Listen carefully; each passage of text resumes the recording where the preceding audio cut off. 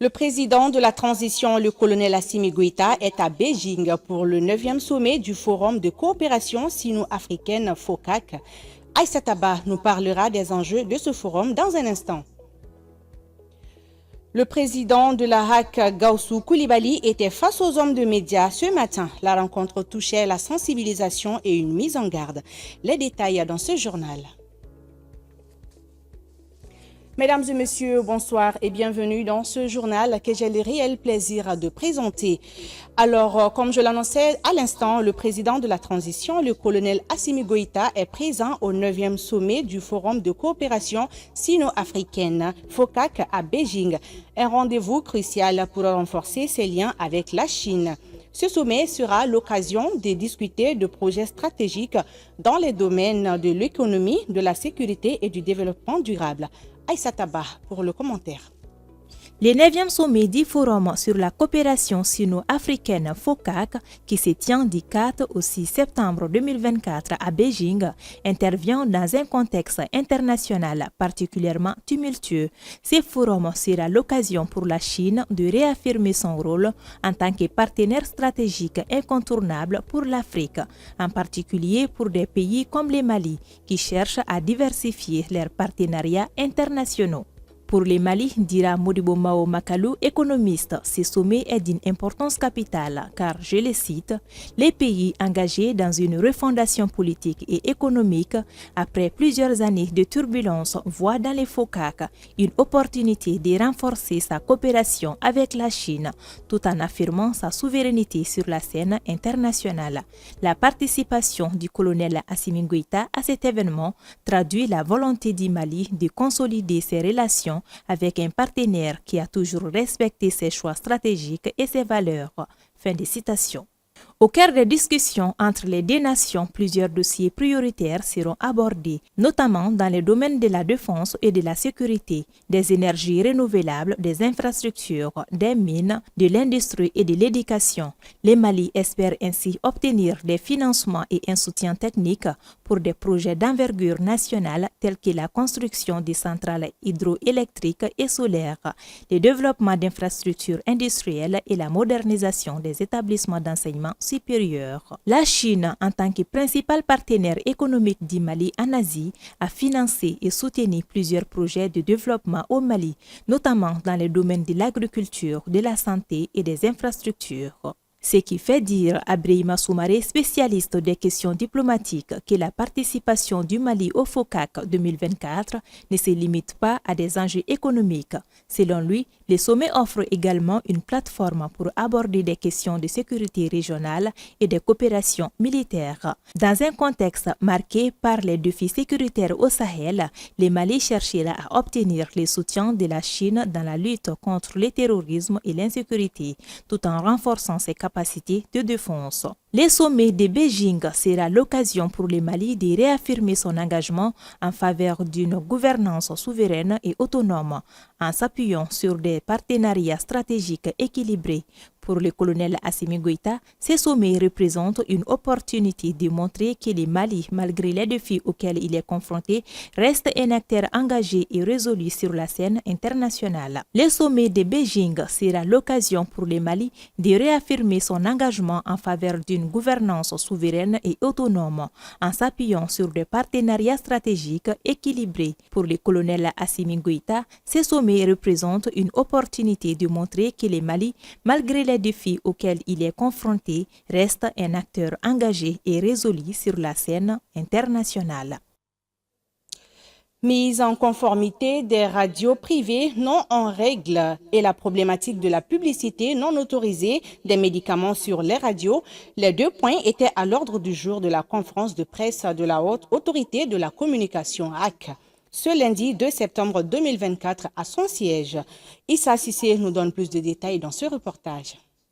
Le président de la HAC a saisi l'occasion au cours de cette rencontre pour faire le point sur le nombre de radios en règle et celles qui ne le sont pas. Le nombre de radios qui sont en règle au moment, disons, identifiées comme étant en règle, au regard aussi bien des redevances que de la mise en conformité, c'est 182 radios. Alors, les radios qui sont en retard de 5 ans, identifiées à notre niveau, elles sont de 74. Les radios en retard de 3 à 4 ans, elles sont au nombre de 29. Après avoir évoqué la situation des radios, Gaussou Koulibaly a promis des sanctions à l'issue d'une étude de travail d'un collège qui va statuer sur les différents cas. Face à ces différentes situations, le collège, après cet échange, le collège va délibérer et des sanctions seront prises concernant ces différentes radios qui iront du retrait définitif à la suspension provisoire ou à l'envoi de lettres de mise en demeure pour le paiement des redevances. Concernant les publicités de vente de médicaments traditionnels sur les radios, une mise en garde a été également faite aux promoteurs de se conformer aux textes et règlements en vigueur sous peine de sanctions. Le dernier délai qu'on a donné pour arrêter la publicité sur les médicaments, c'était le 22 juillet 2024. Et nous avons instruit au centre de monitoring de suivre les médias durant tout le reste du mois d'août pour savoir les médias, les radios qui ont respecté ces délais et celles qui ne l'ont pas respecté. Et soyez sûrs que les sanctions vont tomber. Par ailleurs, conscient des difficultés que traversent les radios communautaires dans les zones de conflit, le président de la Haute Autorité de Communication a noté que les dispositions seront prises pour ces dernières en vue d'être au même niveau que les autres. IBI Smart School, un nouveau système d'apprentissage éducatif, sera bientôt disponible pour tous les élèves et étudiants du Mali. Le projet se veut être une alternative pour la continuité des études dans les zones d'insécurité. Le test du dit programme a eu lieu le mardi 27 août 2024 en présence de plusieurs personnalités. Issa Sissé. Vous avez devant vous les différentes parties du corps humain. Donc nous allons vous demander de nous donner le nom d'une partie du corps humain. IBI Smart School est un projet d'éducation en ligne qui vise à créer une plateforme d'apprentissage et répondant aux besoins éducatifs de la population malienne, plus particulièrement dans certaines zones confrontées à des défis tels que l'insécurité grandissante, la fermeture des écoles et très souvent le manque d'enseignants. On va aller à Banyagara, le pied, très bien. Évoluant beaucoup plus dans le domaine humanitaire, l'ambassade des États-Unis, à travers son ambassadrice, souhaite dorénavant accompagner ce projet d'éducation pour le bonheur de la société civile. Arakita, la troisième vice-présidente du CNT, a martelé que ce projet permettra de donner une opportunité à de nombreux enfants du pays. Ce projet met en exergue la justice sociale, c'est-à-dire qu'il donne l'opportunité à tous les enfants du Mali de bénéficier d'une éducation de qualité, toute chose qu'un État devrait fournir à l'ensemble des populations de son pays. L'agence de gestion du Fonds d'accès universel AGFO, un des partenaires techniques et financiers de ce projet, promet un accompagnement sans faille. C'est un projet que notre conseil d'administration a validé il y a de cela plus de 2 ans.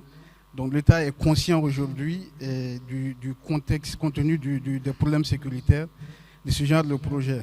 Donc nous sommes très émerveillés aujourd'hui. Et depuis le début, nous accompagnons, n'est-ce pas, IBI Smart. Les hôtes du jour ont eu droit à une visite guidée du PDG Ibrahim Diawara, en plus d'une séance de dégustation. Les réseaux sociaux sont très en vogue pour faire de l'humour à travers de courtes vidéos diffusées sur les plateformes Facebook, TikTok, Instagram et Twitter. Ces talents émergents réussissent à se faire une place. Pour en savoir davantage, suivons ce reportage signé Fousseni Sissoko. Les réseaux sociaux sont très en vogue pour faire de l'humour. Les vidéos humoristiques situent tour à tour rire et réflexion. Si certains créateurs parviennent à tirer profit, d'autres se contentent de cumuler les vies en ligne.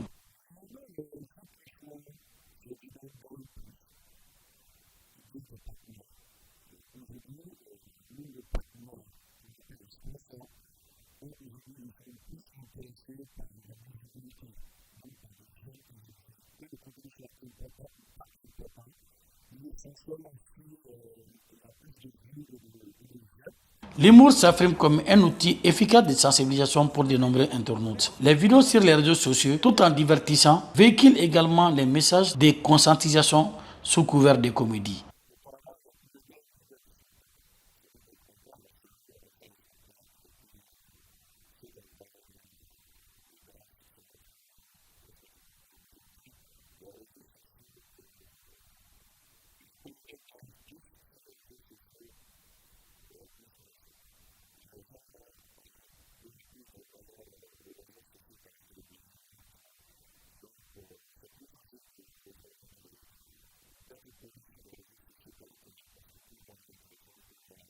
Dans certaines situations, le rire s'avère un moyen puissant pour atteindre ses objectifs. Comme le souligne l'écrivain français Bernard Werber, l'humour et les blagues peuvent non seulement avoir un effet thérapeutique à court terme, mais aussi sauver des civilisations entières.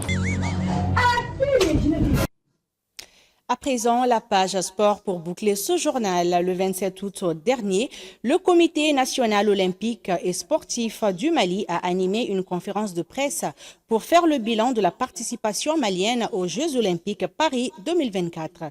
La rencontre a été mise à profit pour éclairer la lanterne de la population sur la gestion des fonds alloués pour la participation des athlètes. La conférence de presse était présidée par le 3e vice-président du CNOSM, Abdulwahab Zorome. Kadjatou Bakayoko pour le compte-rendu. Dans le souci d'éclairer la lanterne du public malien sur les réalités des Jeux olympiques, et cela à plusieurs niveaux, ils ont été nombreux les hommes des médias à prendre part à cette invitation. Sur la table de discussion, le bilan de la participation du Mali aux Jeux olympiques Paris 2024.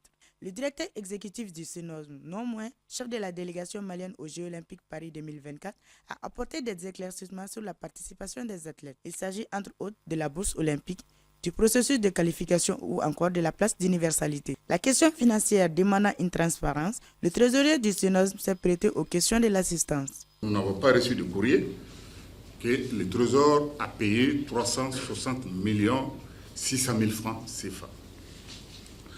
Alors, de ces montants, combien le comité olympique et sportif du Mali a reçu? Tenez-vous bien, sur les 360 millions, le comité n'a reçu que 93 millions, je dis bien 93 millions 921 633. À travers 3 ordres de virement que je vous présente ici. Voici le premier pour un montant de 62 297 760.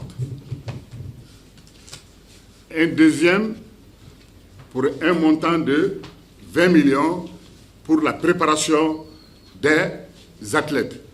Et il y avait un troisième pour 11 millions pour l'achat des billets des rencontres de l'équipe de football. Outre les hommes des médias, les représentants de plusieurs fédérations, notamment celles ayant pris part aux Jeux olympiques, ont répondu présents à l'invitation. Et voilà, c'est tout pour cette édition. Merci de votre constante fidélité. Passez un excellent moment en compagnie de nos programmes. Bonsoir.